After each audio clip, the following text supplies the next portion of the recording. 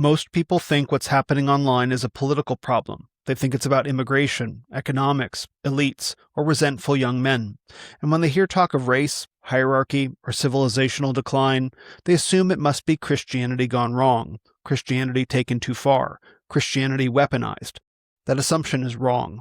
What's animating these online movements isn't Christianity pushed too far, it's something else entirely. In the decades after World War II, a handful of writers and thinkers deliberately rebuilt Nazism, not as a political program, but as a religious system. They fused it with Hindu cosmology, pagan myth, and occult anthropology. They rejected the Bible, they rejected Christ, and they gave the movement a spiritual core it never had under Hitler. That system didn't stay fringe. Its ideas filtered through subcultures for decades, and eventually surfaced as memes. If that sounds implausible, if it sounds exaggerated, if it sounds fringe, good. That disbelief is exactly why this material still spreads. It survived by hiding in plain sight.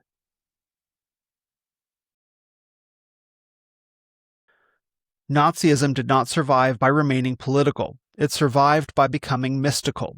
After 1945, it stopped presenting itself as a program for governance and began presenting itself as a mythic system. Nazis were no longer framed merely as men with guns and uniforms, but as cosmic figures, hidden masters or avatars, archetypes, and guardians of ancient racial wisdom. They went from being mere men to becoming participants in a metaphysical war said to transcend history itself.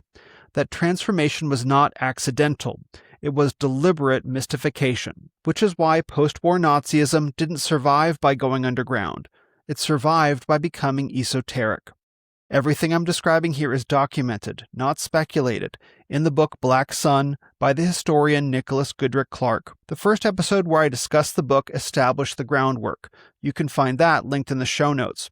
But this episode is where the system reveals itself. Today we examine James Madole, a New York street fascist who fused Nazism with science fiction, theosophy, and Hindu caste theology. He openly rejected Christianity as a Jewish corruption of nature. We also examine Savitri Devi, the woman who completed the theological transformation. She took Nazism out of Germany entirely and recast it as a transnational, white racial religion. She rejected biblical creation. She rejected linear history, and she rejected Christ. She replaced all of it with Hindu cosmology, cyclical time, Aryan myth, and the idea of Hitler as a divine avatar, the literal reincarnation of the Hindu god Vishnu, come to deliver her race from a declining age. No, I'm not making that up. And then there's the Nazi mysteries, the genre of popular books and films that advance the transformation in a publicly appealing, commercial way. Writers in the 60s and 70s took Heinrich Himmler's esoteric projects, like his Tibet expeditions, the runic symbolism he employed, and the quasi-religious SS rituals, and turned them into a mythology. Two books played a major role in this, The Morning of the Magicians and The Spear of Destiny. But then one film brought it home to the masses, Raiders of the Lost Ark. Though the authors and filmmakers meant their works to be criticisms of evil, what they ultimately did, often without realizing, was divorce Nazism from its brutal historical reality. The death camps, the executions, the slave labor programs, all of it faded behind an aura of magic and mystery. Nazis stopped being men who shot civilians in the back of the head on cold concrete. Instead, they became cosmic villains, and in some cases, the forbidden gods of a dark realm. And that mystification is exactly why Hitler has appealed to young men today. They don't see the horror, they see the mystique. This is what Goodrick-Clarke documents. Nazism was mythologized twice. First by figures like Savitri Devi, who gave it religious meaning. Then by popular culture, which gave it glamour. Both layers are still operating, and most Christians can't see either one. This is not speculation, it's documented history. Now here's the part that I hope will make people deeply uncomfortable. Much of what now circulates in modern dissident right online culture, talk of decline, degeneration, Aryan origins, and cosmic struggle, did not come from Christianity at all. It came from Hinduism, from paganism and occult philosophy, laundered through decades of subcultures, symbolism, and fringe movements, before finally arriving in memes. This is why the movement had to mystify itself. It could never survive public exposure as what it actually is. So it hid behind irony, behind aesthetics, behind just asking questions, behind appeals to masculinity, order, hierarchy, and tradition, while quietly discarding the Christian account of creation, time, humility, and redemption. And here is the failure that must be named plainly. Many Christians saw liberal secularism failing and assumed that what was rising up in its place was simply the right waking up. They looked at this movement in terms of politics, masculinity, and cultural power, instead of asking a more penetrating question. What spirit is animating this? That lack of critical investigation mattered, and into that gap has stepped a rival religion, one that presents itself as ancient, heroic, and masculine, while being explicitly anti-Christian at its core. And this episode is where that rival religion becomes impossible to deny. What follows is our third Black Sun reading session, where I show you how Nazism survived by becoming mystical, by absorbing Hinduism, paganism, and occult hierarchy. My prayer is that it will help a great deal of what's happening online to suddenly make sense. The real question isn't why these ideas are spreading. It's why so many Christians fail to recognize them as a rival gospel before they were already embedded, and what they'll do now if and when they see it. If this material feels heavy, that's because it is. It isn't meant to be consumed quickly or reacted to emotionally. It requires slow reading, historical grounding, and theological clarity. That's why this work comes out of an ongoing reading group, my book club, not a content pipeline. If you want to follow these arguments as they develop, including what comes next after Black Sun, the link is below. No hype, no outrage cycle, just serious reading and serious formation. And now the next session from my book club, Reading Black Sun, Aryan Cults, Esoteric Nazism, and the Politics of Identity by Nicholas Goodrick-Clarke. Hello, everybody, and welcome to the third session of the Will Spencer Book Club, featuring Black Sun by Nicholas Goodrick-Clarke. This book has gotten quite a lot of attention recently as a result of last week's session. Yeah, and I ended up posting, or the last session we did anyway, 2 weeks ago, I ended up posting that on both my YouTube channel and my podcast as something downloadable or watchable, and I recorded a brief intro to go with it that got a little bit of attention on YouTube, which I was very happy to see. And I posted a brief clip from my introduction about Julius Evola, whom we covered in that section of the book club.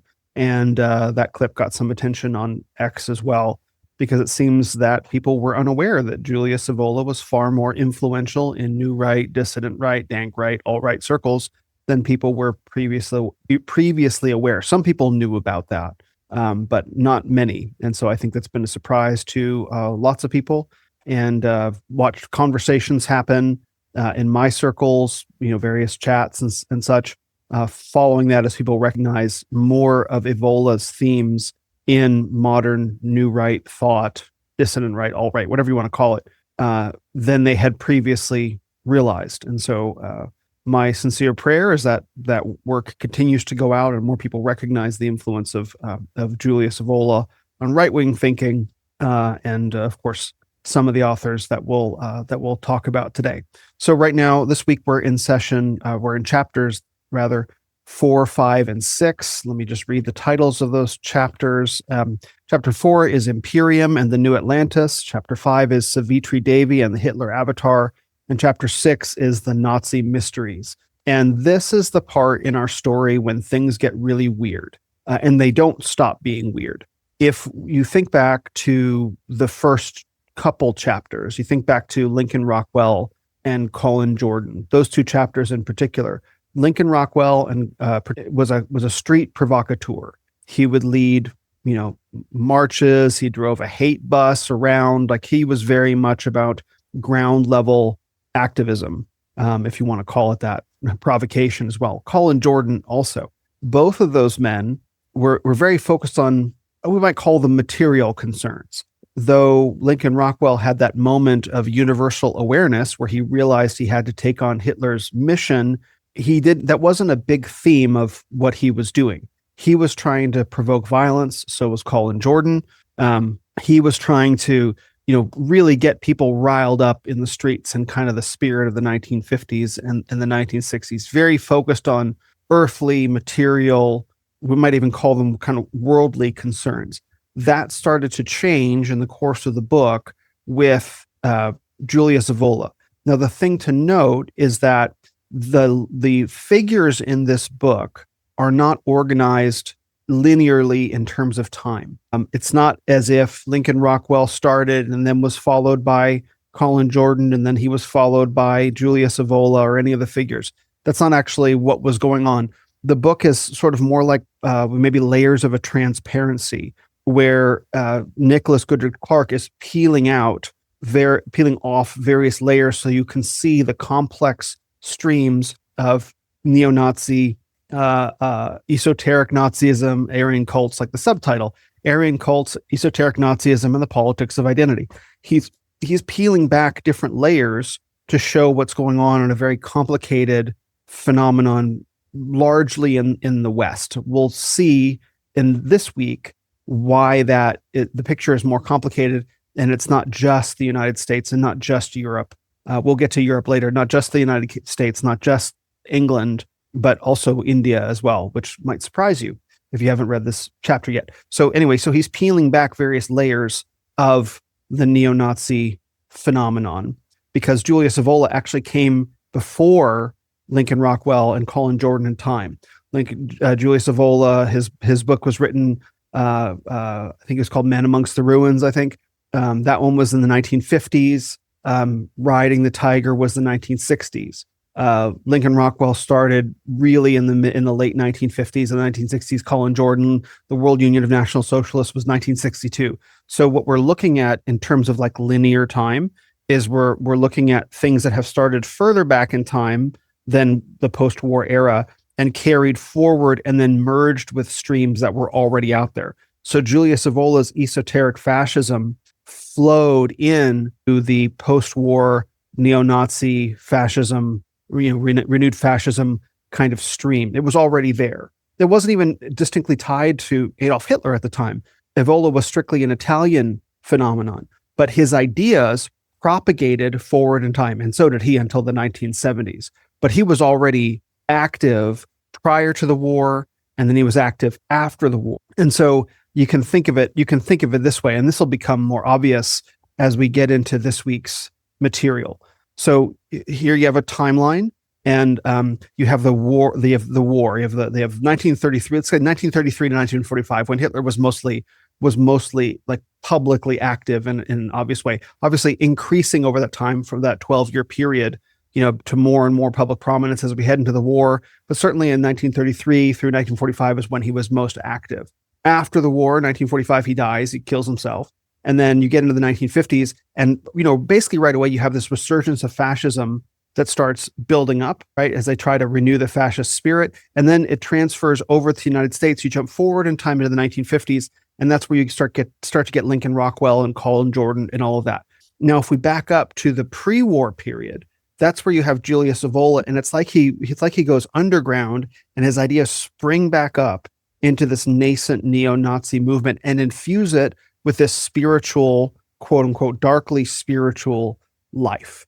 And so that's how you can kind of view that. And who we're going to look at this week with Savitri Devi is part of that as well. And so chapter 4, Imperium and the New Atlantis, that is purely post-war. Savitri Devi and the Hitler Avatar is pre-war into post-war.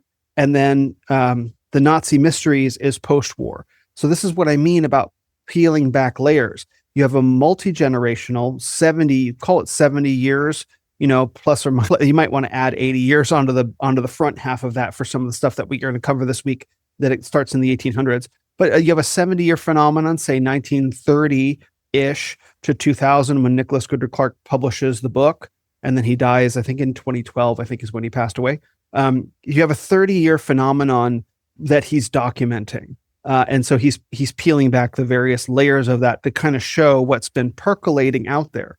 And my intention, again, of doing this book is because you imagine this as the fertilizer.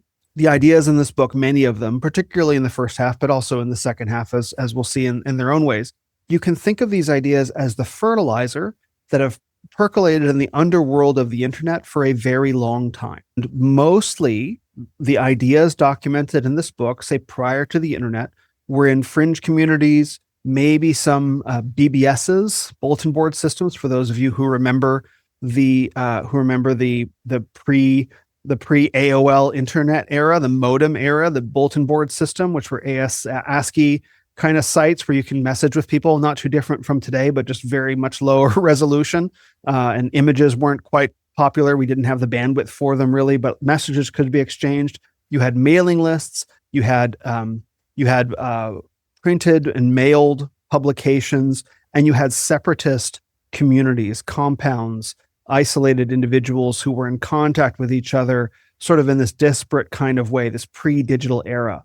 But as soon as the internet became popular, became widespread, a lot of these people who previously had lived separate lives in compounds, et cetera, were exchanging messages through the mail or in group or in meetings, they could bring their ideas into the digital realm. And you can think about what's happening in this book, the full what's happening in the book, meaning everything that Nicholas Goodrick-Clarke is documenting as existing in this kind of fringe way, then moving into the underground of the internet, generating networks and ideas and symbols and mythology, right? That's kind of just bubbling under there in these communities.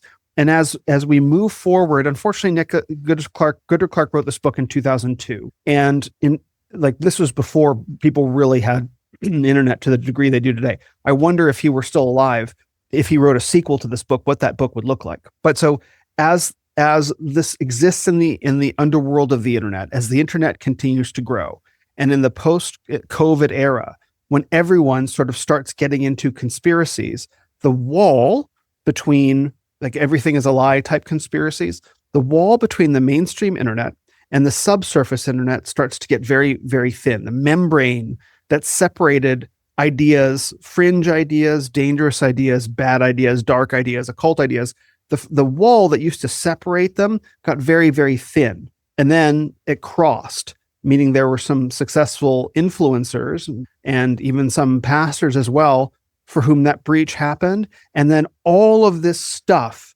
that Goodrick-Clarke is documenting began flowing from the underworld of the internet into the mainstream internet, but not expressing itself for what it is. That's the problem, is that people encounter these ideas and they recognize this will never play in the mainstream, so we have to launder them. So we have to launder them, we have to make them ironic, we have to make them memes, we have to speak in coded language, we have to use various symbols, right? So because we can't just start saying who we are out there in public.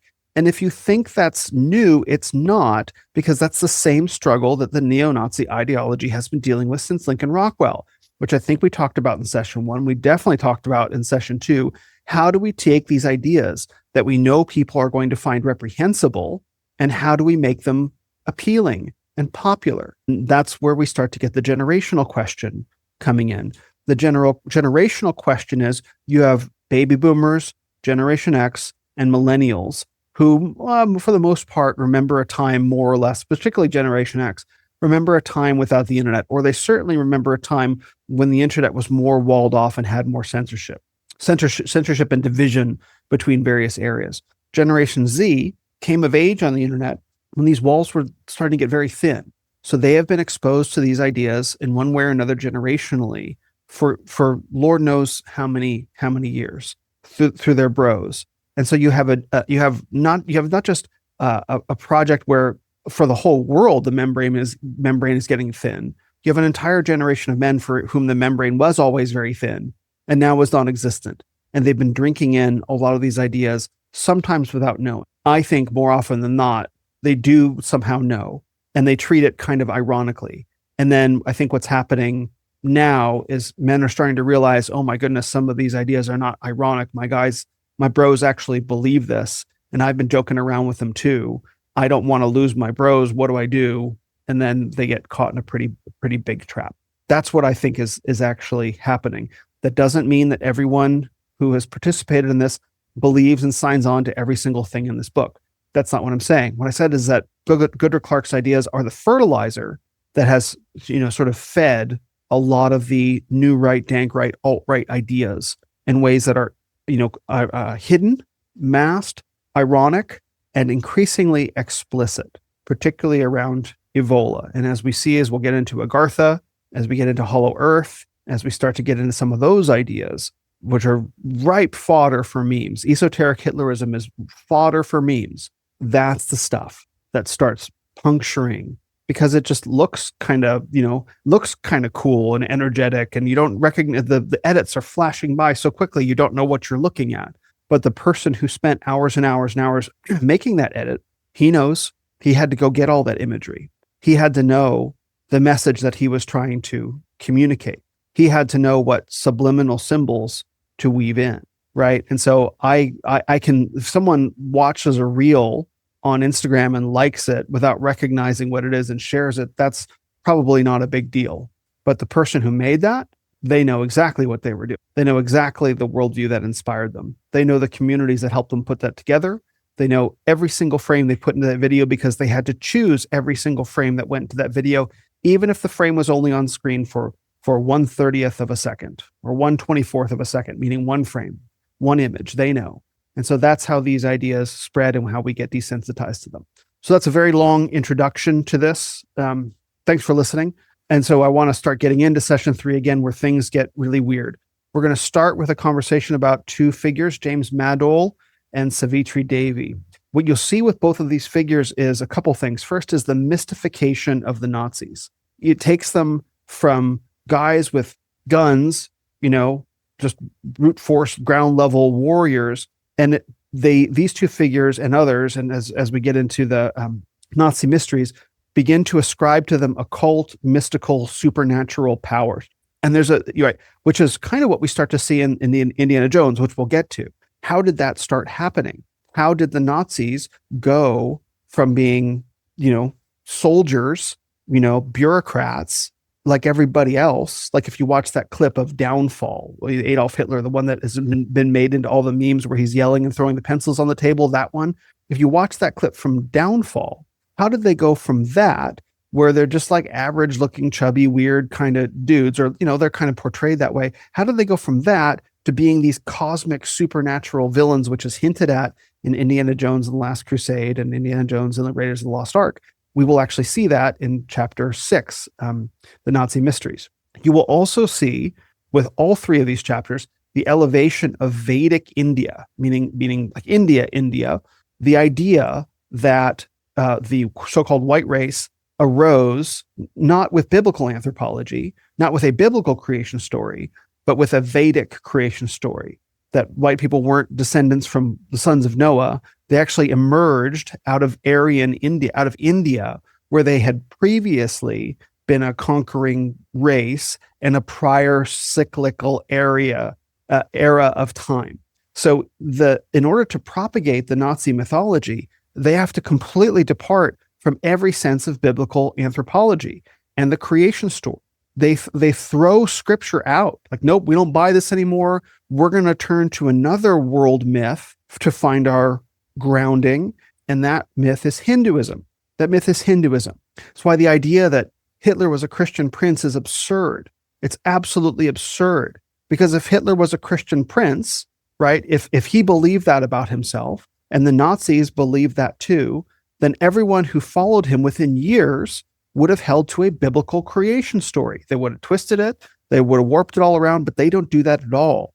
Within less than a generation, they are throwing out scripture entirely for Hinduism to find what the roots of the white race are in ancient Aryan India from a prior era of time, right? We're in the Kali Yuga. That was this cycle of time. Our actual origins are in a previous cycle of time or 2 previous cycles of time. That's where our noble white race really comes from. And when we emerge out of Aryan India, the Aryans encounter the Semites, or the Jews, is really what they mean by saying the Semites, the Jews. And that sets up a Manichaean, meaning black and white, good and evil, battle throughout all of history between the noble Aryans and the evil Semites.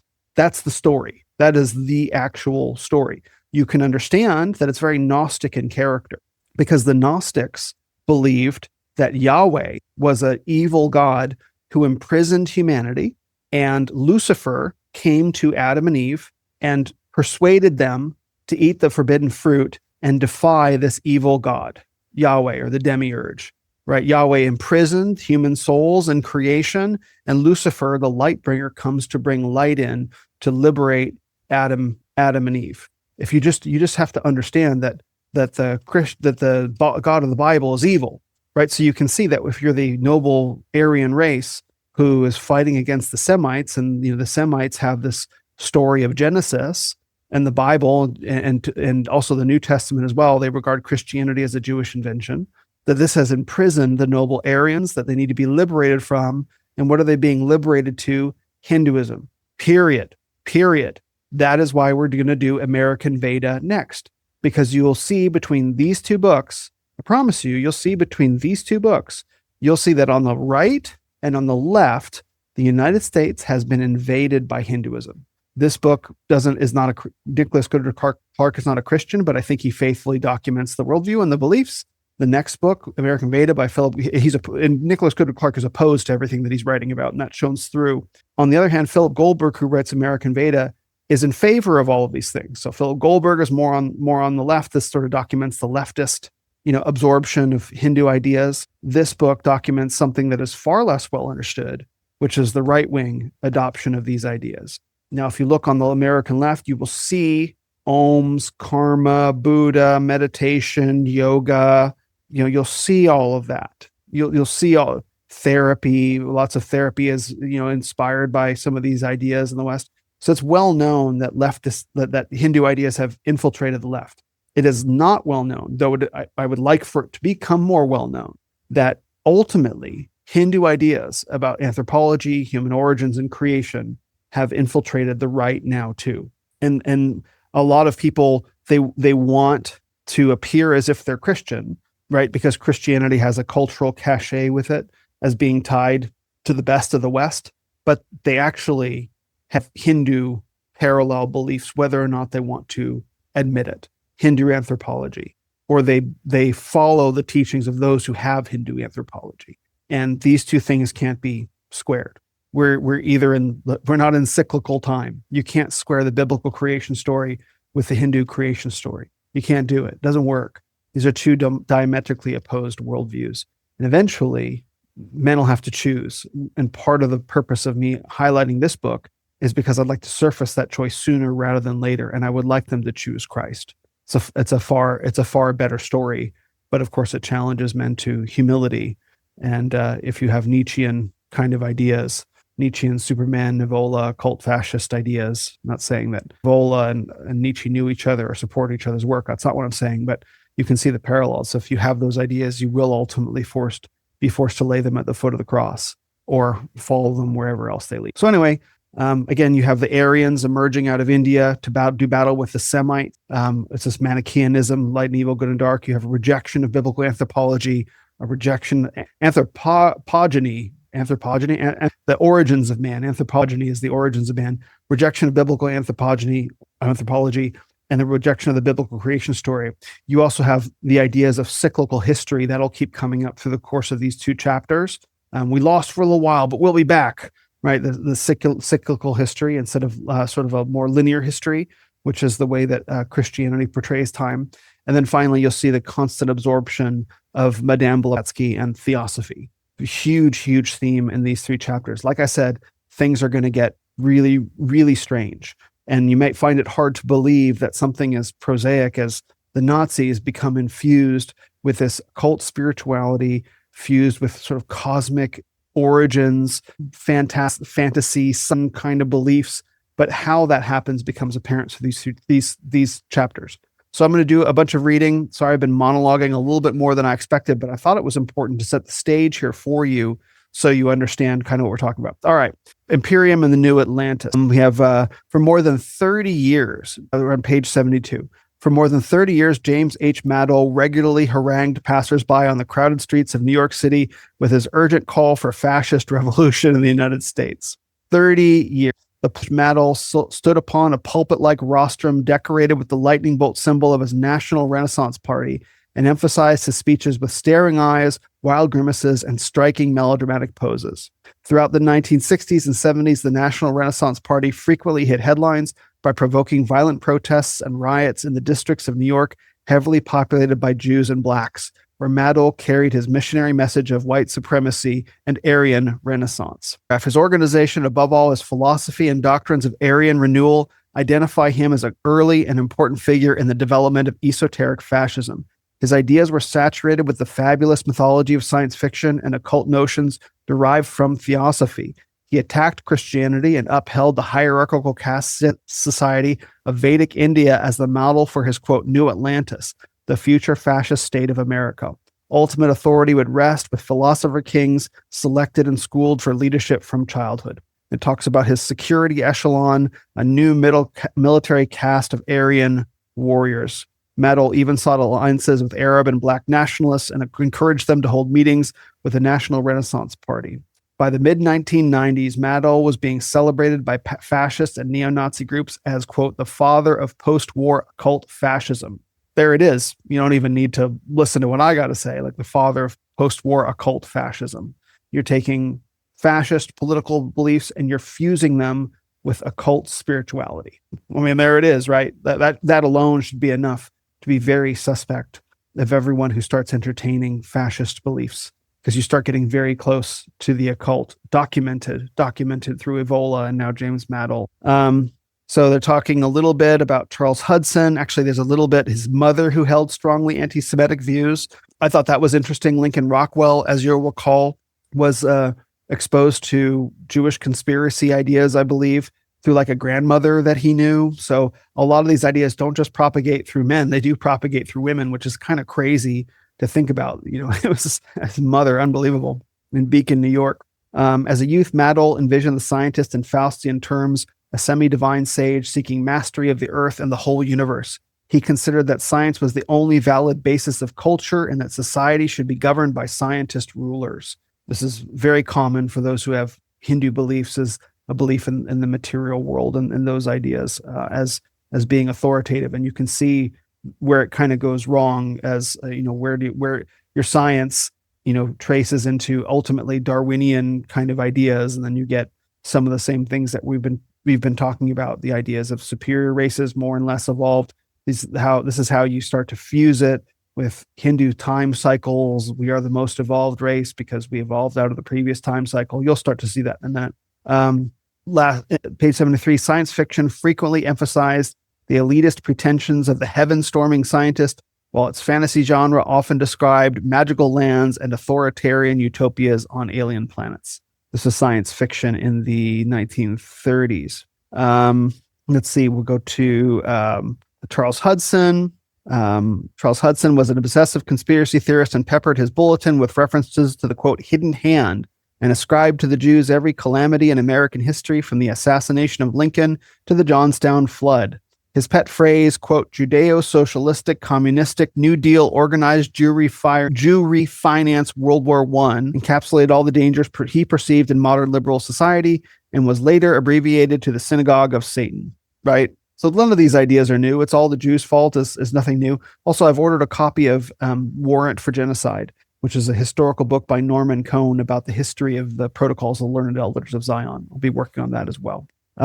Skipping ahead to page 74, bottom half of the page, the neo-Nazi National Renaissance Party took its name from Hitler's political testament, where the Führer proclaimed that from the sacrifice of his death, there would spring up, quote, the seed of a radiant renaissance of the National Socialist movement. And they're talking about James Madole, quote, dynamic powers of oratory. You can see, like, Nazism is moved by dynamic speakers. That was Hitler's superpower, if you want to call it that, a single-minded fanatical devotion and powers of oratory.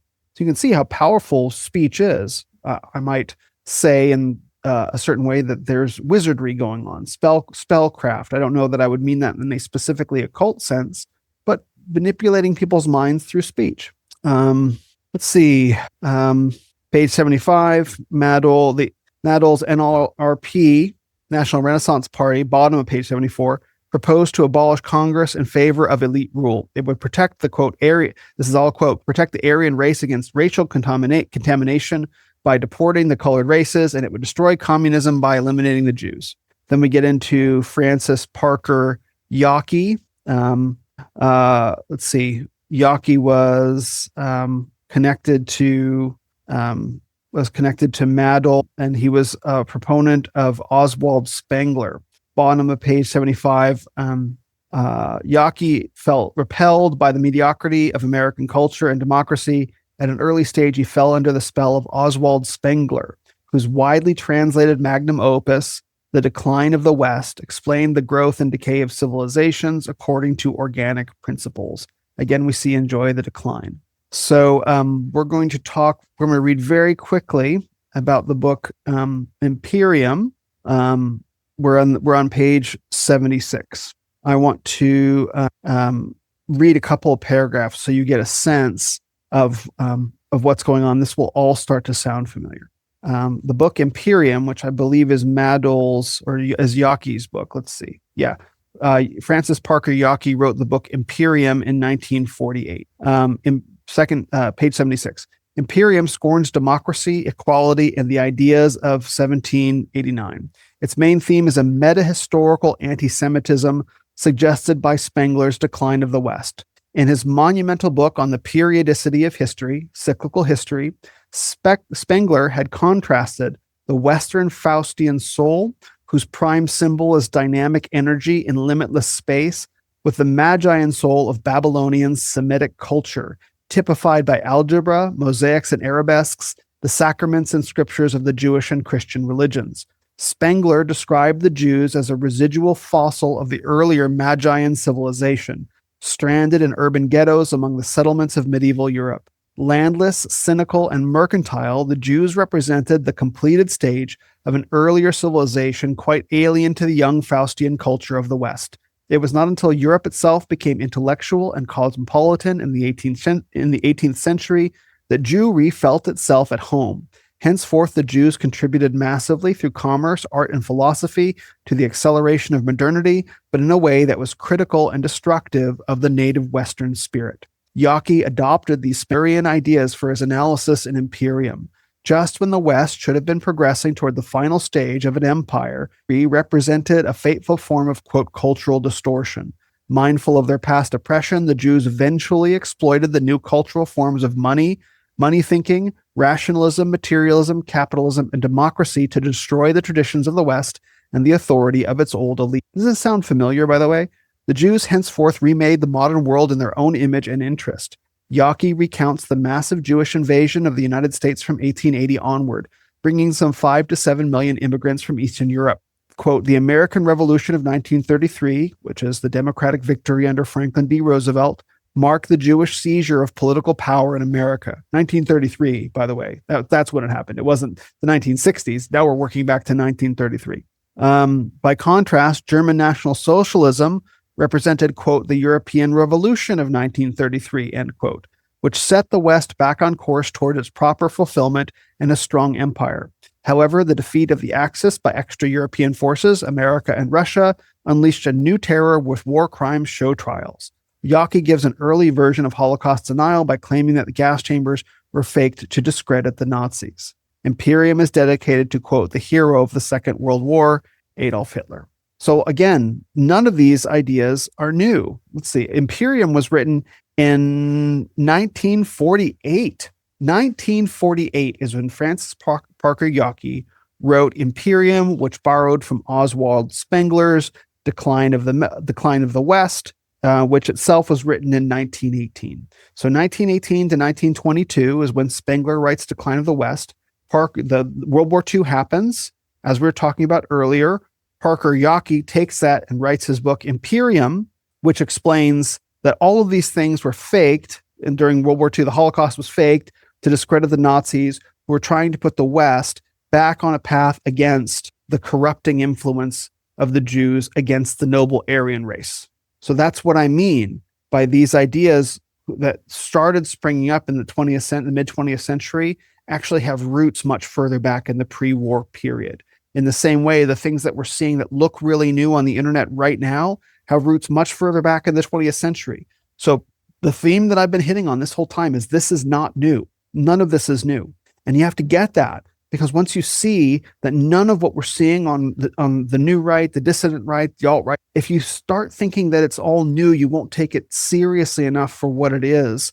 in a spiritual sense. Oh, it's just young men being ironic. It's just young men playing with memes and edgy ideas. It is not that. It's an idea. It's a set of beliefs, a worldview, a mindset, and something spiritual that's much, much older. And we're going to see that even more coming up. Page 77. It is impossible to overestimate Yaki's importance in early post-war Nazi networks. It is impossible to overstate Yaki's importance in early post-war Nazi networks. So someone tried to tell me the other day Evola was fringe. No one in real Nazi circles paid attention to him. First, nonsense. But second, even if that were true, it is impossible to overestimate Yaki's importance in early post-war Nazi networks. So Yaki's beliefs were fundamental to what happened immediately after the war. 1948 is when Imperium is published. The rebel has barely stopped smoking, and he's already proposing laundering, recycling, bringing back this, Manichaean, Aryan versus Semitic world story. That's already happening. It's not new. By the time of his death, page 77, by the time of his death in June 1960 in San Francisco, Yaki's name was a byword in international Nazi intrigue. We're going to skip ahead to page 78. Madole accepted the views of Weiss and Yaki that the Soviet Union had by 1939 liquidated the original, quote, Jewish Bolshevik leadership of the revolution in favor of Stalinism, which represented a strongly nationalist form of socialism. So this is something that a lot of the bros don't want to acknowledge, is that by the time of Stalin, the Jewish influence was gone. That he had liquidated, murdered all of the early Jewish Bolshevists for a strictly Russian imperial view. The bros want you to believe that it was Jewish all the way through. It wasn't. He killed them. They were pawns, useful idiots, essentially, for the purposes of communism, which was larger than them. The National Renaissance Party thus regarded Stalinism as a nationalist form of totalitarian rule and a valuable ally against the international Jewish menace and plutocracy headquartered in the United States. Then we're going to skip to page 79. John Hassan wrote a paper vindicating the Muslim SS formations for their part in Hitler's war machine. True. You see a lot of the bros, winking at the Muslims and saying, Tucker saying Islam's not that big of a threat. Well, I don't know what Tucker believes, but certainly Hitler didn't have a problem with Muslims. I'm not saying that those who like Muslims are like Hitler, but considering the ideas that Tucker is entertaining, it is not surprising that he's having a reappraisal of Islam. And also the others are reappraising Chinese communism because it's a form of totalitarian rule that is not Jewish. And so they're useful allies against the Jews. So John Hassan wrote a paper vindicating the Muslim SS formations for their part in Hitler's war machine. He believed that a new global Islamic movement was an essential weapon to expose and confront Zionism in the post-war world. Due to the overlap in their beliefs and international policy, the Green Shirts and the National Renaissance Party collaborated in the 1960s. Madole's fascist philosophy was an extraordinary mixture of notions involving a considerable debt to the, quote, Aryan teachings of Hinduism and Theosophy. Madole probably first encountered the teachings of Helena Petrovna Blavatsky, the founder of modern Theosophy, through the world of science fiction and fantasy literature. The success of the Theosophical movement was largely due to the appeal of rediscovered ancient wisdom based on Egyptian and Hindu traditions, attractive to those individuals in the Anglo-American world who felt disturbed by the growth of agnosticism and the challenges of modern science. I'm going to commend to you page 79, where it explains what the secret doctrine of Helena Blavatsky is. She also talks about eras of time, a cyclical process that continues indefinitely over and over again. And you can dig into all that. Page 80, not only was humanity assigned an age of far greater antiquity than that given by science, but it was also integrated into a scheme of cosmic, physical, and spiritual evolution. Blavatsky adopted a racial theory of human evolution. I'm just going to read this real quick. There's so much to go into. But according to Blavatsky, page 80, the modern white race constituted the fifth root race upon a planet that was passing through the fourth cosmic round, so that an upward process of spiritual advance lay before mankind. So the modern white race was evolutionarily advanced compared to everyone else. We were going to lead an era of human advancement. She called this fifth root race the Aryan race and claimed that it had been preceded by the fourth root race of Atlanteans, which had largely perished in a flood that submerged their mid-Atlantic continent. The three earlier races of the present planetary round were proto-human, consisting of the first astral root race, which arose in an invisible, imperishable, and sacred land, and the second Hyperborean root race, which had dwelled on a vanished polar continent. Hyperborea. Let's see. Blavatsky's mystical racism appealed to Madole's taste for the fabulous landscape of science fiction.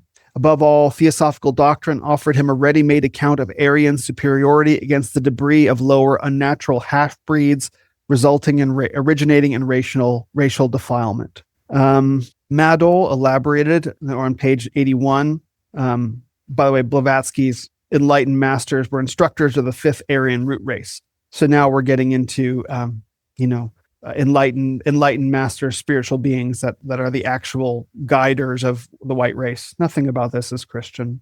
Madole celebrated a National Renaissance Party program combining the metaphysics and philosophy of the Eastern Aryan tradition, Hinduism and theosophy, with the science and technology of the Western Aryan tradition, the white European races, in order to create favorable circumstances for the emergence of the God-man. Drawing his inspiration from theosophy, Madole claimed that the Aryan race was of great antiquity and had everywhere been worshipped by lower races as, quote, white gods. And then it talks about how he wanted to have a caste system. He believed that the caste system had derived from Atlantis and continued in Brahmanic India, Pharaonic Egypt, Druidic Celtic Europe, and Imperial Rome. So this ultimately goes to a form of spiritual authoritarianism, that there are upper class priest kings, scientist priest kings who should rule over the lower classes. That is always where this goes. And that's why they found Nazi Germany so appealing. That's why they found it so appealing. It was an attempt, in their own words, to bring about a new Rome. That was what Hitler was trying to do. That's the design of the Berlin Olympics was meant to echo that. And you can read Nazi Ecology by Mark Musser for more. So it was an attempt to bring back the Roman Empire, but based on German blood and soil with authoritarianism. That appeals to a lot of these guys. Madole quoted Blavatsky to the effect that the Jewish Kabbalah derived from Aryan sources in Central Asia. Quoted from Aleister Crowley. It's just like, I could read so much of this. I really do commend to you page 82. Madole stressed the anti-Semitic aspect of his beliefs by asserting that, quote, cosmic thinking would replace, quote, man-made Judeo-Christian concepts of reality, end quote. Cosmic law, a combination of Hindu and theosophical tenets, was favorably contrasted with Semitic religious beliefs that have, quote, stressed the absurd argument that man's role is to overcome and enslave nature, end quote. With a withering glance at the shortcomings of modern liberal society, Madole claimed that, quote, chaotic democracy and anarchy reflect the Judeo-Christian rebellion against nature. Paging Mark Musser. Nature worship. The Nazis were nature worshippers. Their inheritors were nature worshippers. They rejected the biblical God in favor of pantheism. Oneism versus twoism. I recommend the book Another Worldview by Dr. Peter Jones. Again, page 82, Madole's hostility to the Judeo-Christian tradition involved a rejection of Christianity itself. Whereas most right-wing American groups, from conservatives to Nazis, identified with Christianity, Madole saw Christianity as a Jewish cultural product. He denounced the, quote, national heritage of religious twaddle handed down from the Pilgrims and the Puritans, quote, end quote, and claimed that, quote, the Semitic heresies of Judaism and Christianity existed as alien and disruptive factors within the body of Aryan Europe, end quote. He condemned Christian humanism together with liberal democracy, egalitarianism, and, quote, the nonsensical belief in anthropomorphic deities, end quote, as products of the Jewish mind, quote, foisted upon Aryan humanity at the point of Roman swords under the accursed Christian emperor Constantine, end quote. Madole fulminated against the, quote, ignorant fanatics of the Christian clergy, end quote, who had destroyed the ancient Aryan esoteric and scientific knowledge and thus ushered in the medieval Dark Ages. His text was illustrated with Christians being thrown to the lions of the Roman circus over the caption, quote, the grim justice of imperial Rome. Death, the Judeo-Christian subverters of Aryan values, the foul criminals whose later victory plunged Aryan Europe into the Dark Ages. End quote. Paganism, Satanism, Druidism. He had a satanic altar, going through page 83. He had a satanic altar in his apartment. Someone confirmed that he had an image of Baphomet. Anton LaVey's recording of the Satanic Mass. These contacts between Madole, occult fascism, and Satanism anticipated the pagan alliances of neo-Nazis and Satanists in the 1990s. I'm going to try and speed up a little bit. I'm sorry I'm taking so long. End of page 83. Madole was an occult fascist. He wanted to translate mankind and the world into the authoritarian utopia of a revived Vedic hierarchy, employing violent and draconian means if necessary. The sectarian religion of theosophy, borrowings from Hinduism, paganism, Satanism, and mystical, biological, and eugenic ideas all serve to explain and justify his militant attack on the democratic and liberal institutions of the modern world. He regarded his activists as, quote, cosmic warriors who were to uphold the order of the cosmos and ensure that the laws of race and eugenic selection became the basis of the new Atlantis. Security echelon. Street battles inevitably, page 84, ensued between the security echelon units and the large masses of protesters. This enmity and tension served to heighten the self-regard of Madole's tough squad as an elite of cosmic warriors fighting the inferiors of a degraded world.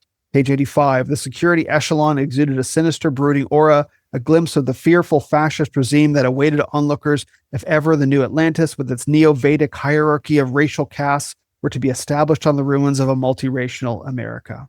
The National Renaissance Party, bottom of page 85. The National Renaissance Party provides an early post-war example of a fascist organization that used sectarian religious ideas to elaborate a political theology of Aryan Renaissance. A lot of this is tied to Guido von List and Georg Jans von Liebenfels. Ariosophy. The attraction, and I'll just read one more paragraph. Page 86. The attraction of theosophy for Madole and the Ariosophists right up to the present lies in its eclecticism with respect to exotic religion, mythology, and esoteric lore.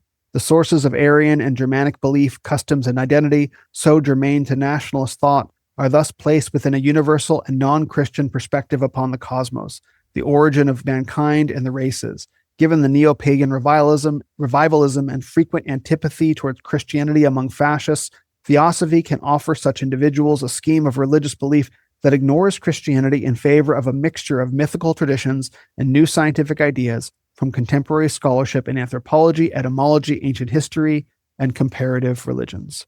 So theosophy as an alternative, all-encompassing religious view. The notion of an occult gnosis and Blavatskyan theosophy, together with the charge that an alien, quote, these Christian beliefs have obscured the spiritual heritage, also fits the need to ascribe a prehistoric pedigree to modern racial nationalism.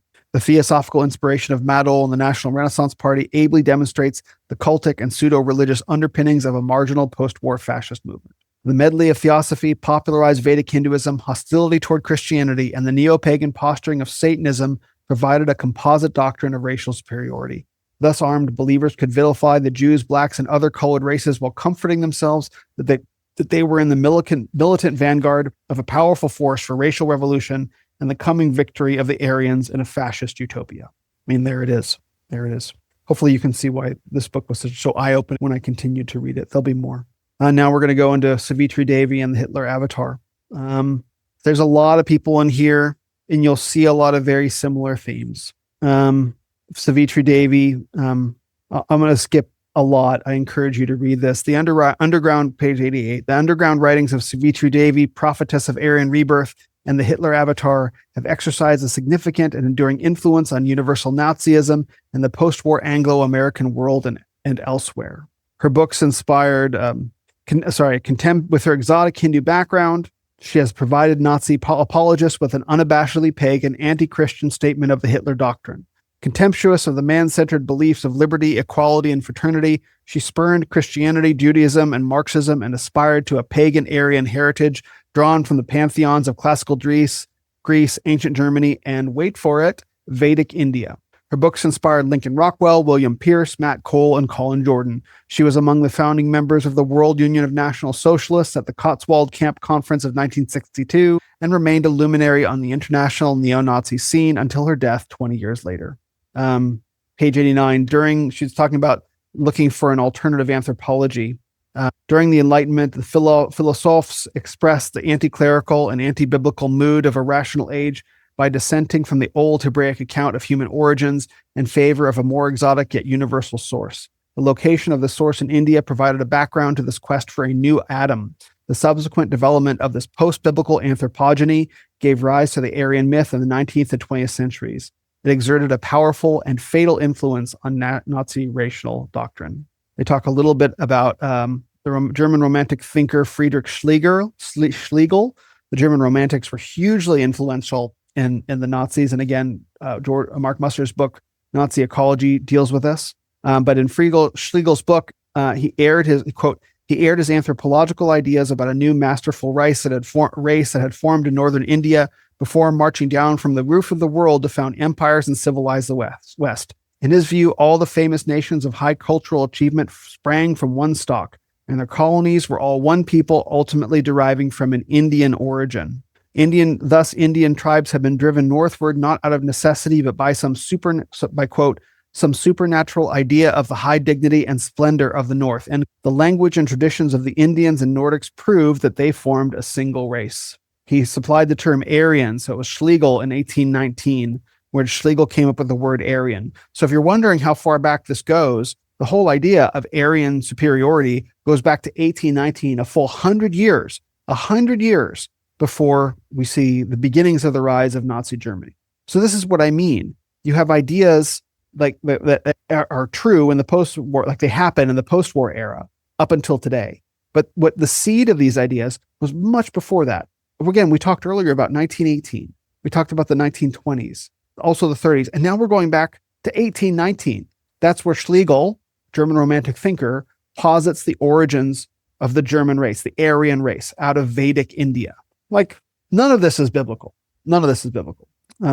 So real quick, as Aryans, the Germans and their ancient Indian ancestors were the people of honor, the aristocracy of the various races of mankind. It should be noted that Friedrich Schlegel was neither an extreme German nationalist nor an anti-Semite. Nevertheless, his ideas in due course stimulated the boldest ideas about German supremacy among about Aryan supremacy, among German, French, and English scholars. The outlines of the Aryan Semitic, the Aryans were not yet. In 1820, you talk about geographer Carl Ritter, Indian armies. However, the Aryans were not yet set against the Jews in these accounts. So Schlegel posits the arrival of the Aryans, the development in 1819, but in 1820, there still was no opposition with the Jews. Page 90. The outlines of the Aryan Semitic dualism first became apparent in 1845 when Christian Lassen, the pupil and protege of the Schlegel brothers, contrasted the Semites unfavorably with the Indo-Germans, depicting them as unharmonious, egotistical, and exclusive.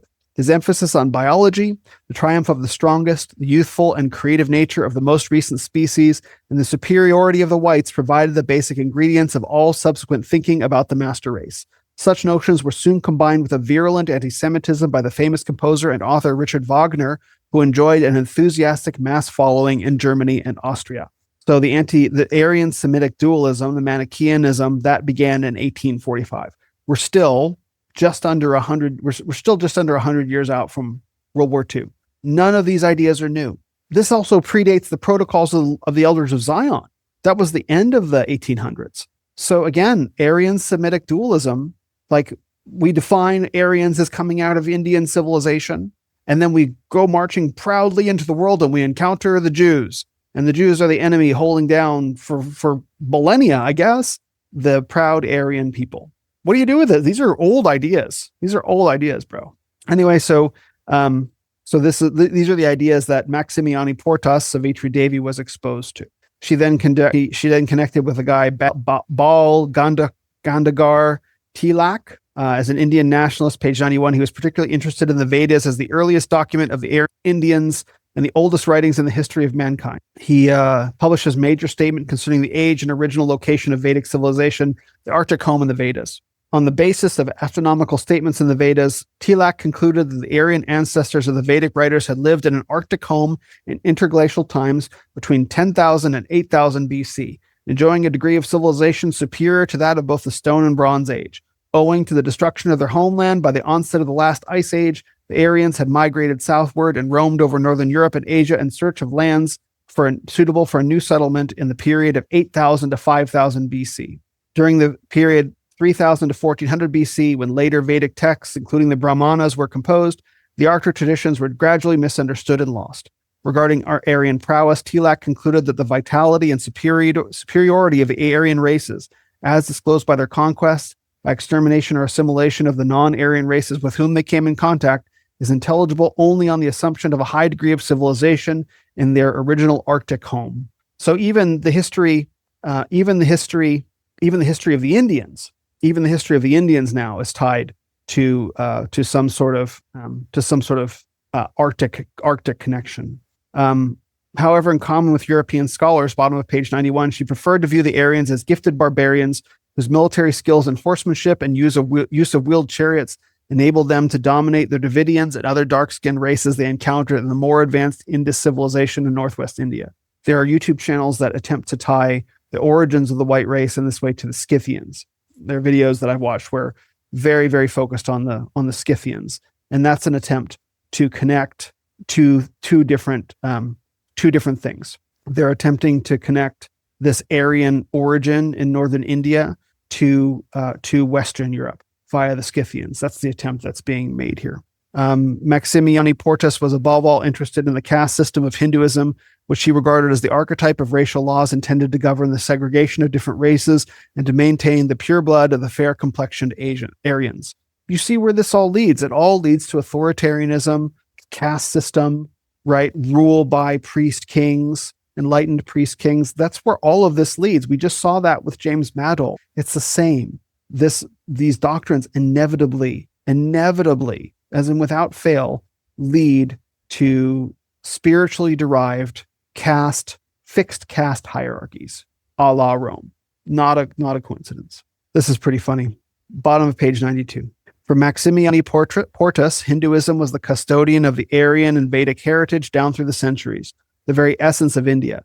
In her opinion, Hinduism was the sole surviving example of an Indo-European paganism once common to all the Aryan nations. Quote, this is her quote, "If those of Indo-European race regard the conquest of pagan Europe by Christianity as a decadence, then the whole of Hindu India can be likened to a last fortress of very ancient ideals, of very old and beautiful religious and metaphysical conceptions which have already passed away in Europe. Hinduism is thus the last flourishing and fecund branch on an immense tree which has been cut down and mutilated for 2,000 years." That is hysterical, because I've been to India. I've seen it. And you can say, oh, well, you've been to post-British colonialist India, and she was there in the early 90s, whatever. You can't tell me that it was any better back then. You cannot tell me it was any better back then. And so, like, what's hysterical is, like, this is what these neo-Nazis believe at the same time that they're, calling out Indians.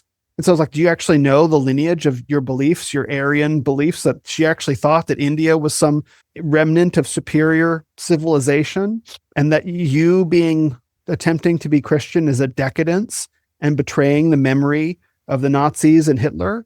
Like, this is the part that becomes so comical, is you have people Christians trying to rehabilitate Adolf Hitler, but the actual people that have been attempting to rehabilitate Adolf Hitler until literally 5 minutes ago, right, we're all pointing back to India and Hinduism.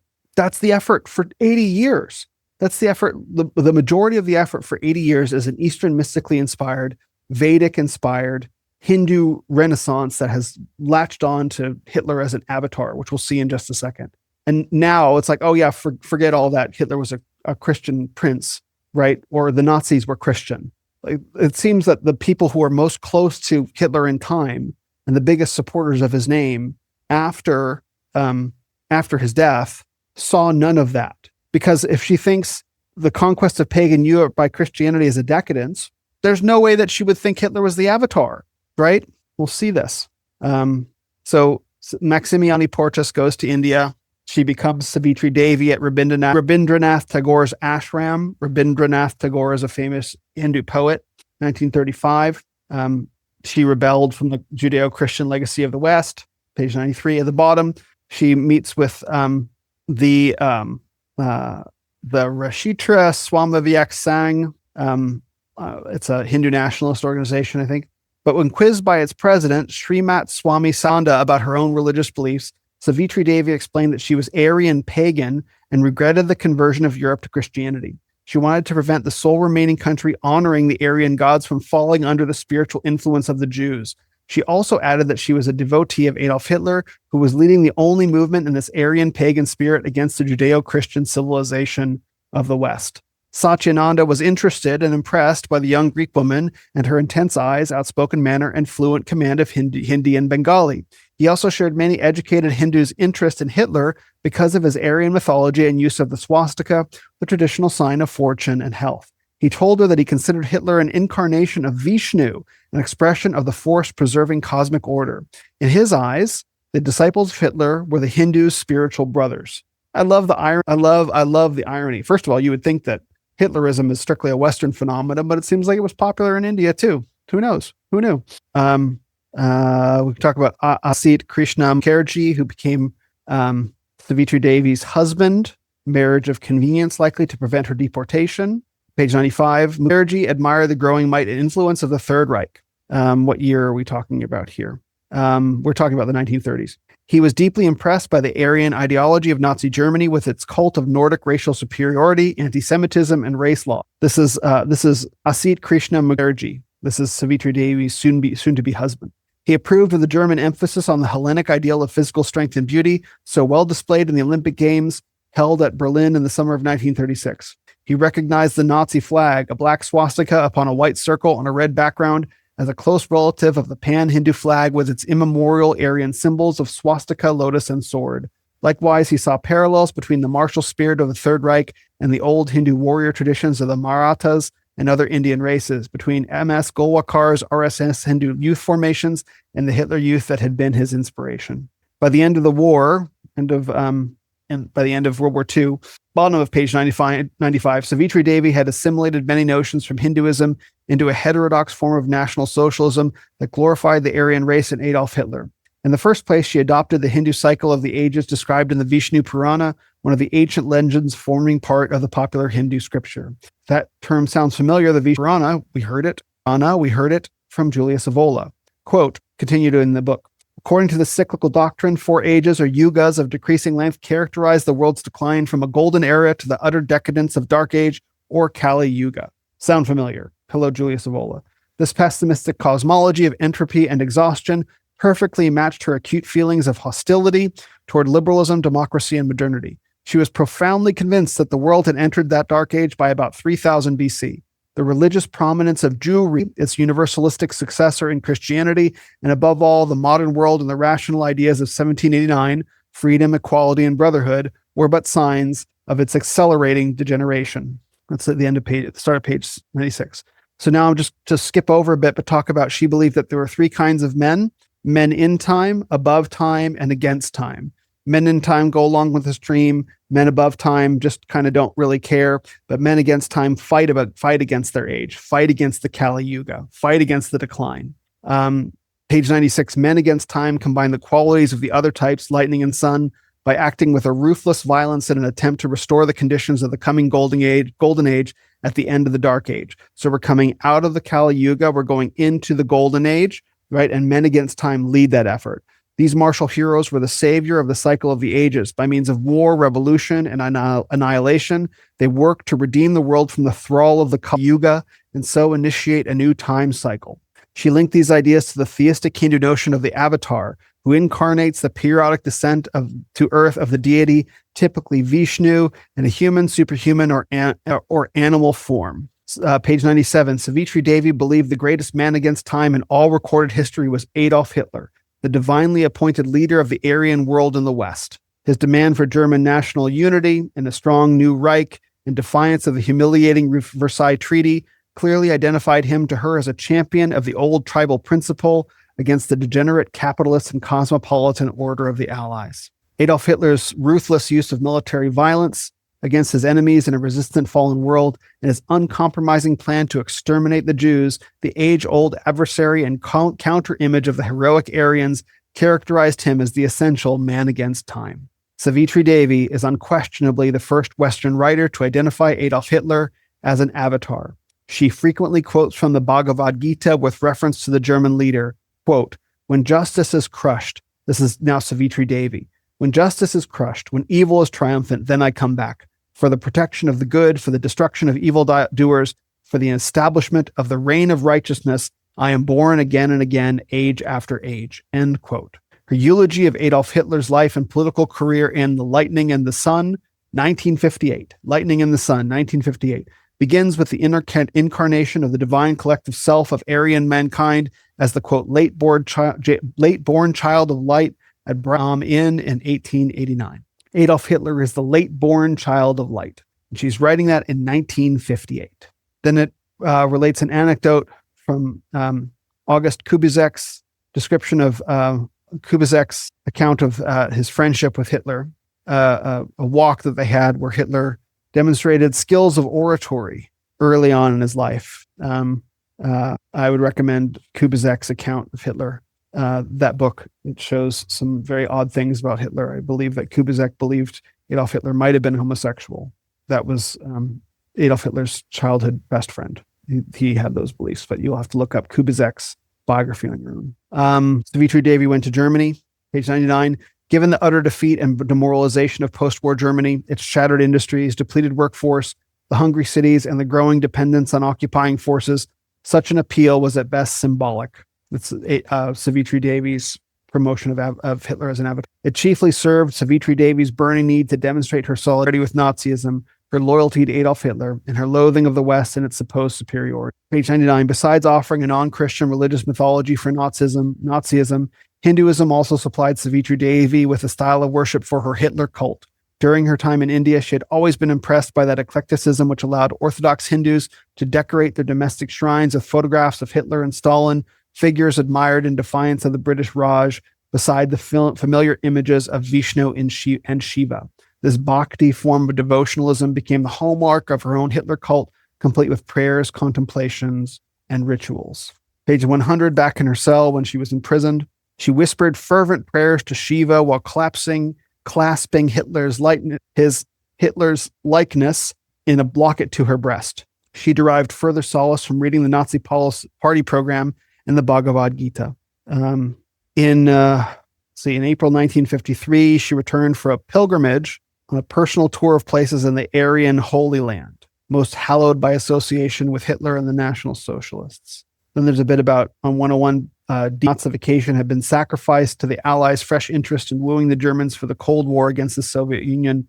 New political parties began to spring up in Germany that owed much of their inspiration to National Socialism. So I guess in the 1950s, Nazis were allowed back in because the Allies needed a resurgent Germany to push back against the communists. That will be a much longer conversation. Briefly, we talk about Colonel Hans Ulrich Rudel. Page 102, Rudel played an important role in recruiting large numbers of former Nazi fugitives from Argentina for key posts in the new Republican regime of Egypt. Rudel was impressed by Savitri Devi's praise of Nazism as an international racist movement, a notion well suited to the clandestine and dispersed nature of post-war Nazi conspiracy. Thanks to Rudel's introduction, Savitri Devi was launched onto the international Die-Hard network and subsequently able to meet leading Nazi emigres in the Middle East and Spain. She lost no time in meeting Andrew Fontaine, the president of the British National Party, John Tyndall, and Colin Jordan. In August 1962, page 103, Savitri Devi attended Jordan's much publicized camp conference in Gloucestershire and was a founder signatory of the Cotswold Agreement that set up the World Union of National Socialists. Her involvement with the World Union of National Socialists was the starting point of her subsequent prestige in international neo-Nazi circles. Through the camp, Savitri Devi also met Lincoln Rockwell, who was evidently impressed by her Hindu-Aryan mythology as a basis for universal Nazism. Once Rockwell succeeded Jordan as leader of the World Union of National Socialists, he launched National Socialist World as the Smart Party magazine. Here, his editor, William Pierce of the Turner Diaries, gave pride of place to a condensed edition of Savitri Devi's The Lightning and the Sun. Not only had Pierce decided to publish her alongside Rockwell and Jordan, the leaders of the World Union of National Socialists, but devoted nearly 80 pages of the inaugural issue to her. Through Rockwell and Pierce, her ideas about National Socialism as a religion of nature the Hindu cycle of the ages, and Hitler's world significance as an avatar were brought before a much wider readership in Western Europe, the United States, South America, and Australia.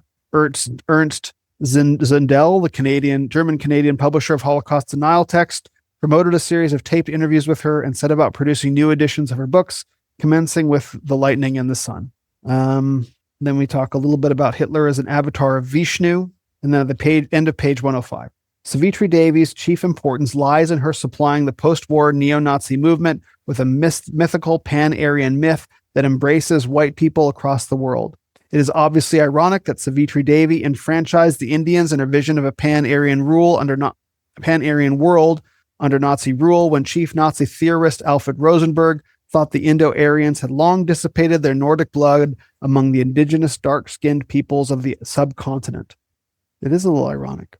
And then we talk about Miguel Serrano, praising Savitri Devi extravagantly as a pioneer of esoteric Hitlerism and as the priestess of Odin. End of page 106. Lionized by mystical fascist and racist, let's try this again. Lionized by mystical fascist and racist pagans as the, quote, foremother of international neo-Nazism, Savitri Devi has now attained the status of an Evita figure for opponents of multiracial society.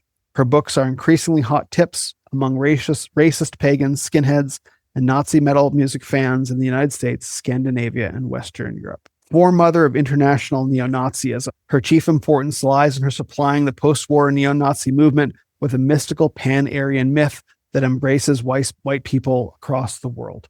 I'm reading a lot, but I think this is all really important so that you understand the genesis of these ideas, so that you understand that Vedic mythology, Hinduism, theosophy, all of these ideas, the Kali Yuga, cyclical time, unbiblical anthropologies and anthropogonies, all feed into this neo-Nazi myth of Aryan supremacy that sets itself up in opposition to the Semitic peoples specifically. This is to them, this is the great battle of history, that the Aryans, who come from a previous era of time, having emigrated out of northern India into the world, they come from a previous era of time, or they're heralds of a new coming era of time. It's unclear which, that these are the great peoples of the world today that are set up in opposition to the Semitic peoples and their story of Judeo-Christianity.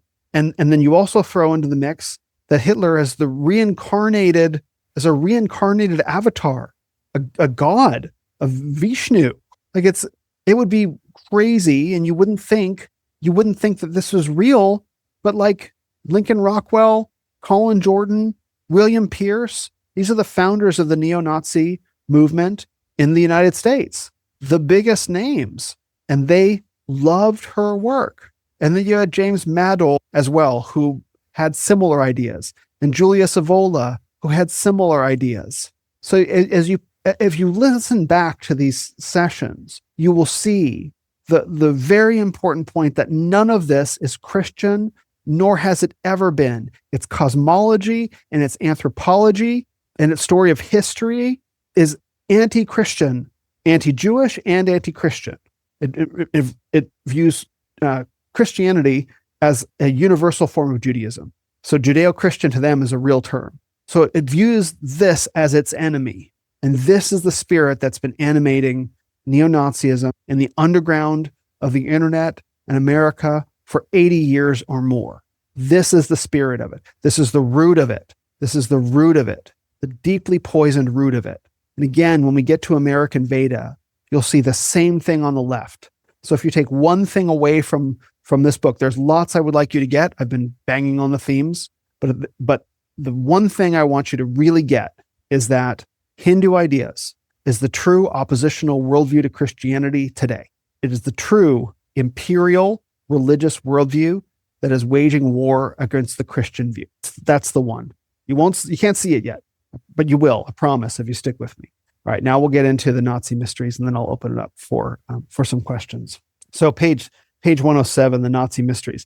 This is where this chapter, by the way, is very important because it shows how the Nazis got stripped of their negative stigma in a way, and they were infused with this dark occult mystical power and then mythologized. So you take, these actual warlike murdering losers, they lost a war in pretty serious fashion, and then you invest them with this occult and mystical power in order to stigmatize them, but it ends up having the opposite effect. It ends up giving them this dark mystical appeal. And I've said that this has been the real problem with Indiana Jones, the Indiana Jones movies, and Red Skull, and a lot of these like Hitler-esque kind of Nazi figures, by making them these masters of occult evil, is that it gives them this dark appeal, and it turns them into these objects of mystery and fantasy, which does more to bring them closer to the appeal of the imagination than leaving them as banal villains. And so that infusion of mysticism, we see this in this chapter. I want to read a lot here. Page 107. The immediate post-war years were all too heavily burdened with the tragic consequences of the Third Reich for its image to be anything but negative among the Western Allied nations. The wholesale destruction of Europe through German militarism and the gruesome extermination of the Jews combined to make Hitler and National Socialism the objects of universal condemnation and horror. The German population's swift repudiation of its former ideology of power and conquest, coupled with the abject behavior of the major war criminals at the Nuremberg trials, completed the shame of Nazi Germany. However, the former idolization of Hitler by the Germans, the regime's dramatic but short-lived continental dominion, and the irrationality and the macabre nature of its anti-Semitic racist policies also set National Socialism quite apart from other periods of modern history. Outside a purely secular frame of reference, Nazism was felt to be the embodiment of evil in a modern 20th century regime, a monstrous pagan relapse in the Christian community of Europe. The total defeat of the Third Reich and the disappearance, sides, and executions of its major figures lent a further uncanny aura to the image of Nazism. By the early 1960s, this quasi-religious evaluation of Nazism had begun to exercise a horrid fascination upon the Western mind. Whereas straightforward revulsion and horror had formerly attached to the Third Reich, one could now clearly detect a mystique of Nazism, a sensational and fanciful presentation of its figures and symbols. The trappings of Nazism, shorn of all political and historical context, began to penetrate the milieu of popular culture through thrillers, nonfiction books, and films. Like some monstrous and obscene survival of an earlier dreaded era, these paper Nazis, the stories about the Nazis, lived a shadowy existence on the margins of the post-war world, bristling with its own problems, conflicts, and political forces. Often the fugitives turned plotters, seeking by means of a conspiratorial revival to subvert our apparently safe liberal world and to restore their sway in a Fourth Reich. Again, further down on page 108. The fugitives, the unholy relics, and the hidden hoards of treasure posited notions of Nazism's secret survival, and by implication excited a frisson in the liberal but romantically tempted spirit about its dreaded revival. So the mythologization, the mythification, of these figures pushed into the margins. There was this frisson, this pleasing kind of friction with the notion like the Nazis could come back. These mystical forms of evil, they're going to come back, and it excites the imagination and it removes them from the actual horrors of what went on. So there's a way in which the Nazi mythos, it was detached from what actually happened. It was scrubbed of the actual horror of it and made in this mythologized thing. What's the word? Mysteriosophy is the word that he uses later, that excites the imagination and has a dark draw and appeal. And that started to happen in the early 1960s. Continuing on page 108. The mystique of secret survival and potential revival was made fully explicit in the modern mythology of, quote, Nazi mysteries. In this case, Nazism was mystified and romanticized into a neo-Gnostic religion with links to theosophy, secret centers in Tibet, cultic rituals, and the paraphernalia of black magic. This book is very important. You can still buy this on Amazon. taking their cue from the seminal French bestseller by Louis Pauwels and Jacques Bergier, Le Matin, or The Morning of the Magicians, later widely translated into many foreign languages. Numerous popular books published in Britain, France, and the United States linked Hitler and the Nazis with secret societies, the occult, and magic from the early 1960s onward, with a peak around the mid-1970s. Again, the effect was to dehistoricize the facts of dictatorship, terror, war, and oppression into a mythological tableau of demonic mission and planetary change. The occult mythology also charged Nazi artifacts and relics with magical powers of revival and restoration. Fictional themes such as the recovery of Hitler's ashes or the location of a secret Nazi colony in the Himalayas henceforth jostled with the older stories of Nazi survival. Although originally a literary phenomenon, the perverse theology of the, quote, Nazi mysteries became a potent element in mystical neo-Nazism during the 1980s and 90s. The remarkable story of Hitler's rise to power is directly linked to supernatural powers. According to this mythology, the appeal of Nazism cannot be explained adequately by secular or material considerations. No empirical analysis of social and economic factors could ever account for its nefarious irrationalism and early lightning successes. The modern mysteriosophy of Nazism chooses rather to explain the rise of the Third Reich in terms of an absolute but secret power that supported and controlled Hitler and his entourage. Black forces, invisible hierarchies, right? All writers in this genre thus document a secret history of the Third Reich, unknown to conventional historians, as the instrument of dark powers for the achievement of satanic ends. So there's a lot of discussion now in this chapter about the outgrowth of what happened as under the Pauwels and Bergier book. We can talk about the mythology that grew up, but the really important thing about this chapter is that the mysteriosophy and the mythologization do not have any grounding in fact, with the exception of their tenuous connection to Hitler. So you can read Goodrick-Clarke's book about the occult roots of Nazism, which formed the fertile ground that it sprang out of. But Nazism itself was not a mystical or occult movement. It wasn't. I think there's very limited evidence for that. There is some influence, but that is not the primary influence. They weren't actively occult. The myth of Nazis being occultists, dark powers, secret societies grew up as a result of the Nazi mysteries literary genre, which became popular in the 1960s following the Pauwels and Bergier book. Very profitable genre of fiction. Very profitable genre of fiction. So talk about Rauschning's fabrication of conversations with Hitler, which were fabricated. Page 111, the literature of the Nazi mysteries quickly mixed up such demonism with the myth of a Nazi link with the Orient, which had a complex pedigree of theosophical and French providence. Again, we see Helena Blavatsky, Sacred Centers in the East, Theosophy. So then you have Shambhala, the city founded in 70,000 BC, Annie Besant and Charles Leadbeater. Annie Besant was one of the inheritors of the Theosophical Society, Shambhala. And then we get into page 112, the legend of top of page 112, the legend of Agartha, the other hidden sacred center in the East, was developed by French occultists writing from the late 19th century onward.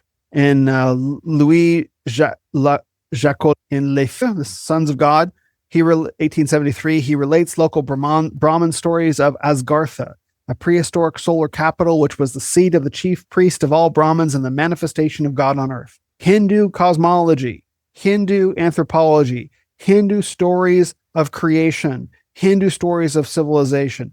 Throw out the Bible. It's all fake. It's holding down the noble Aryan races. Turn to India, turn to the East for the answers about who we are. Again, later taken by the invading Aryans, the city was finally destroyed by the Norsemen around 5000 BC. This mythology was greatly elaborated by the French occultist Joseph Saint-Yves Ledre, who described the secret city of Agartha as an underground theocracy in the Himalayas that guided the course of world history. Originally on the surface of the earth, Agartha was transferred underground and concealed from the rest of humanity at the beginning of the Kali Yuga, dated to around 3200 BC. Here, a technologically and spiritually superior society of millions is ruled by a supreme pontiff, Once the surface world has reached a sufficiently advanced level of enlightenment, Agartha will reveal itself in all its glory and complete the epiphany of mankind in a global transformation. Joel Webben, advertisement of Agartha. Welcome, twin, to our underground city of Agartha. Let us initiate you into the mysteries. Esoteric Hitlerism, esoteric Nazism. That's what it is. That's what it is. The makers know that. And it looks like funny, silly internet meme slop, whatever. It's not that. It's not that. It's the ironic propagation of ideas that are 170 years old that have been rolled in. Hindu cosmology, part of the Nazi mysteries. That's what it is. Whether or not anyone who watches the ad knows that. And it talks about the ideas of a secret theocracy in the East were supplemented by the spiritual power of Vril in the Nazi mysteries. In his novel, The Coming Race, so Edward Bulwer-Lytton had attributed this power to a subterranean race of men, the Vrilya, psychically far in advance of the human species. The powers of Vril, most likely derived from the Latin virile, included telepathy and telekinesis. This purely fictional notion was quoted by Madame Blavatsky in Isis Unveiled, 1877, as but one name of the mysterious, all-pervading force known to man since the ancient theurgists. The Vril was understood to be an enormous reservoir of psychic energy, not only in the world at large, but also in the human organism, only accessible to initiates. Does this sound like the force to you? It does to me.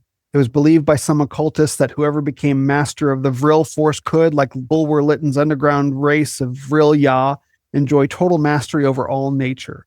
Willy Ley, who immigrated to the United States in 1935 after a short career as a rocket engineer in Germany, wrote a short account of the pseudoscientific ideas that had found some official acceptance during the Third Reich. Besides Horbiger's world ice theory and the hollow earth doctrine, both of which found leading Nazi patrons, Ley recalled a Berlin sect that had engaged in meditation exercises focusing on a bisected apple in order to penetrate the secret of Vril. Bottom of page 113. In this way, racism was linked with the Vril force and the occult mythology of an Eastern theocracy to evoke a millenarian image of the Nazi future. Howells and Bergier described Hitlerism as Guénonism, René Guénon plus tanks. Guénon was an influence on Julius Evola. Then we talk about the Thule Society. Page 114, may justifiably be regarded as a ginger group and predecessor of the National Socialist German Workers' Party, the Nazis. Talk a little bit about Dietrich Eckart. He's known to have frequented the Thule Society in 1919, rabidly anti-Semitic journalist and prominent in the National Socialist of circles of Munich, a cult mentor, Dietrich Eckart. They became close companions with Hitler from 1920 and 21. The experienced and well-connected Eckart not only gave force and focus to Hitler's burgeoning anti-Semitism, but introduced the young party leader to people in moneyed and influential social circles. They grew apart, and Eckart died in 1923. However, Hitler remained devoted to his old friend, honoring him with various memorials within the party and a dedication in the second volume of Mein Kampf. Dietrich Eckart, Thule Society. Talking about page 115, according to Pauwels and Bergier, the influence of Eckart and Haushofer upon Hitler was chiefly related to the communication of arcane knowledge derived from unknown powers. Shortly before his death, Eckart is reported to have said, "Follow Hitler, he will dance, but it, quote, follow Hitler, he will dance, but it is I who called the tune. We have given him the means of communicating with them, capital T, them. Do not mourn for me, I shall have influenced history more than any other German," end quote. It's a wholly spurious account. This is Pauwels and Bergier making stuff up. The Nazi mysteries were making stuff up. I need to emphasize that. Eckart was a real man. He really knew Hitler. They were very close friends in 20 and 21. Eckart died in 23. He was an occultist, but that quote that I just read about influenced Germany more than that was made up. So the Nazi mysteries are largely made up. The Thule Society was never a big occult. The history shows that the Thule Society was never a big occult organization who fueled the Nazis. And so a lot of this book is debunking a lot of the Nazi mysteries that have penetrated the modern imagination. Page 117, only one part of Pauwels and Bergier's book addressed Nazi occultism in a work that was otherwise concerned with fabulous vistas of prehistory, ancient science, and lost civilizations. The mixture has proved to be a successful market formula, and that is crucial to understand, that the Nazi mysteries was a profitable literary genre where a lot of writers made a lot of money making a lot of stuff up, and in the process saturated the modern imagination with the mysteriosity of Nazism. That's very, very important to get. And then there's a mention of Evola and Robert Cheroux. Perhaps the single most influential Nazi mysteries book in the English-speaking world was The Spear of Destiny, 1972, written by Trevor Ravenscroft.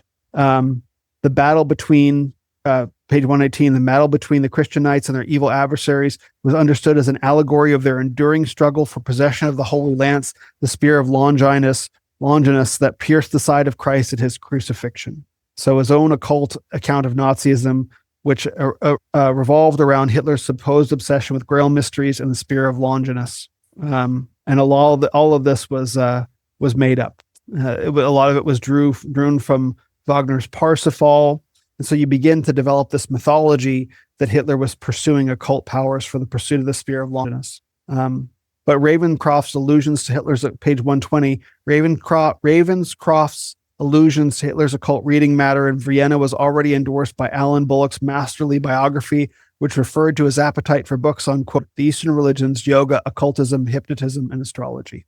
So Alan Bullock, so Hitler was interested in these things, but not to the degree that the popular imagination seems to have absorbed. And again, they're talking about astral body, macrocosm, Luciferic principality, imminent manifestation of the Antichrist, are derived from anthroposophy. Ravenscroft's Bowdlerized, page 121, Bowdlerized the materials of Rudolf Steiner and Walter wrote Hannes Stein for a quasi-anthroposophical account of a demonic Hitler and the occult powers of Nazism. This is the spear of destiny. The book was a big, so Powell's and Bergier, The Morning of the Magicians, and The Spear of Destiny. Those were the two big books that infused the modern imagination with images of Nazi occultism. James Herbert, page 121, was tempted in the lucrative Nazi mysteries market. And then there's a number of pages about Heinrich Himmler, and where they were kind of made into this image of a Nazi occult order. And Himmler was a weirdo and ended some strange things, but the case that Goodrick-Clarke makes here is that it's not as strong to connect him to Nazi mysteries as people have made it out to be. The Ananurba, Sanskrit text, expedition to Tibet in 1939, world ice theory. These are all Himmler, but again, these were Himmler's pursuits, not Hitler's pursuits. 124, the presence of a Nazi scientific expedition in the fabled land of Tibet could only lend credence to the imaginary occult links between Hitler, Nazism, and the Eastern theology of Agartha. 124, the perennial fascination of these tales of strange Nazi missions to remote destinations has remained a constant in popular culture.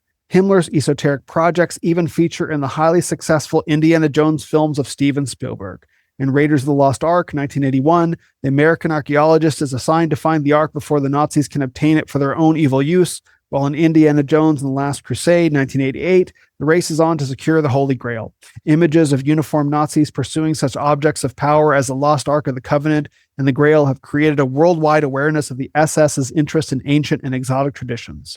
So again, very profitable genre, found its way into mainstream Hollywood, and now you have a mythologized mysteriosophy of the Nazis that have divorced them from their historical realities. Very, very important to understand.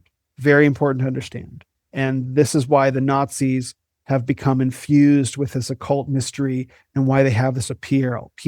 This is why, one reason I think why Nick Fuentes says Hitler is effing cool, is that all of these dark, negative things that aren't true were ascribed to Hitler's mythology, and then they took on this dark appeal in our comfortable liberal age, this threat looming out there that we're fascinated by, right? Sympathy for the devil, a little bit like that.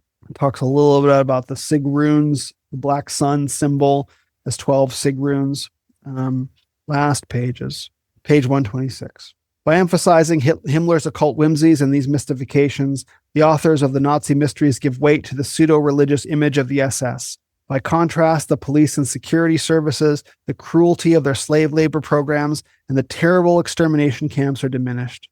Romantic details such as the alleged search for the Holy Grail, the meditations of the inner leadership, comparisons of the Black Order to the Jesuits of St. Ignatius Loyola, Arthurian and Germanic symbolism, and strange ceremonies for the dead at the Wewelsburg all tend to obscure the brutal, violent nature of the SS behind an aura of magic and mystery. Page 127. Just as the Nazis mythologized their history of their putative Aryan ancestors in order to legitimize their claims to racial superiority, so the Nazis themselves have been mythologized as a uniquely evil force by modern writers in the fields of occultism and conspiracy theory. The lightning successes of the Nazis, both electorally and later militarily, together with their manifest evil, stimulated notions of their demonic inspiration as early as the mid-1930s among esoteric writers in France. The destructiveness of Nazism and the macabre irrationality of the Holocaust begged a religious interpretation involving a dualistic war in heaven, satanic inspiration, and the use of dark forces. Initially canvassed from the 1960s onward in popular literature, this fanciful demonization of Nazism has created and perpetuated an occult image of Hitler, National Socialism, and the Third Reich. But while the authors of the Nazi mysteries write in a speculative spirit, their readers are often less skeptical. Once thriller writers borrowed its materials, the quote, occult Reich became even more commonplace in popular discourse. In this process, Nazism was credited with the status of a perverse theology, complete with doctrine, prophecies, rituals, and ceremonies. In the course of the 1970s and 80s, mystical neo-Nazis commanded this new sensational mysteriosophy of the Thule Society and Wewelsburg to create new Nazi cults involving Gnosticism and state Satanism. The original stigmatization of Nazism as pure evil was thus inverted to celebrate the very taboos of the liberal democratic world as the forbidden gods of a dark realm. So we've done a lot of reading today. It's very important stuff because this is where you really see the influence of Hindu, Vedic, and Theosophic theology, cosmology, and anthropology on Nazism. And then you see the disconnect from the brutal realities of the Nazis, their death camps, the horror, into this mystical, mysterious, fanciful, occult, magical view that divorces them from the historical realities. That's what we live in today. That's why Hitler has the appeal that he does to young men, because they don't have images in their minds of people being dragged in the street and shot in the back of the head on the cold concrete, including maybe them. They don't have that image in their mind. They have occult images, fanciful images, and later, as we'll see, UFOs, Agartha, world ice, all this different stuff that divorces them from the historical reality, turns them into cosmic villains, which lends them a sort of appeal in our age. That's been the point of this, and that's why I did all that reading. All right. We've been here for a long time. So if anyone has any questions, yeah, okay. I totally get it. All right. For the next time, we're going to do, let's do 7, 8, and 9, Landig and the Esoteric SS, Nazi UFOs, Antarctica, and Aldebaran, and then Miguel Serrano and Esoteric Hitlerism. And then I just want to do just 2 more after that, and then we'll finish this up and then move on to our next book. And that'll be probably 5, 6 sessions. And then the next books will be much faster. Thank you guys so much for joining me. I appreciate you sticking around for the whole call. And again, message me on Substack if you have any questions. All right. Thanks so much. God bless.